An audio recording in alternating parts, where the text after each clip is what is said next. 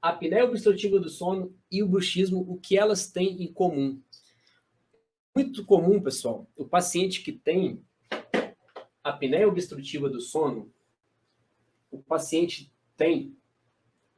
ele fica sem respirar mesmo durante o sono, por alguns segundos, tá? O próprio bruxismo, por si só, ele já gera uma taquicardia, um aumento dos batimentos cardíacos do paciente. E quando o paciente tem apneia obstrutiva do sono, ele tem uma sobrecarga cardíaca maior ainda, porque falta oxigenação. O que o nosso organismo faz? Ele fala lá para o sistema nervoso central: opa, tem alguma coisa errada aqui. Movimenta essa mandíbula aí para liberar a patência das vias aéreas e esse cara voltar a respirar, senão vai acontecer alguma coisa com ele.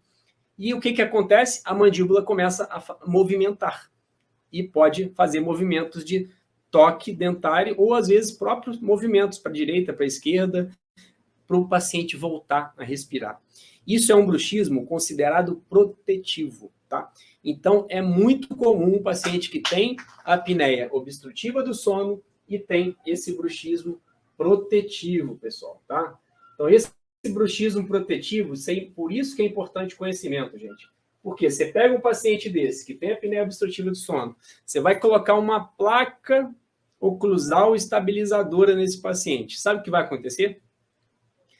Você vai controlar o bruxismo, mas vai piorar o quadro de apneia obstrutiva do sono, porque esse bruxismo nesse paciente, ele está tendo um efeito protetivo para ele está protegendo o paciente dessa apneia, dessa falta de oxigenação, dessa sobrecarga cardíaca que o paciente está tendo por diminuição da oxigenação durante o sono, tá?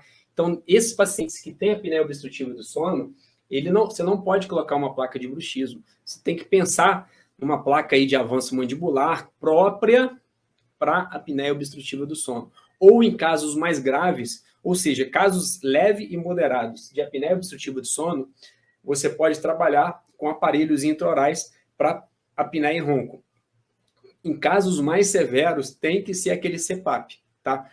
Sob orientação de um otorrinolaringologista ou médico especializado em sono, tá bom? Então, o CPAP é um aparelho para apneia obstrutiva do sono em casos mais graves. Então, essa é a grande relação do bruxismo com a apneia obstrutiva do sono, tá legal?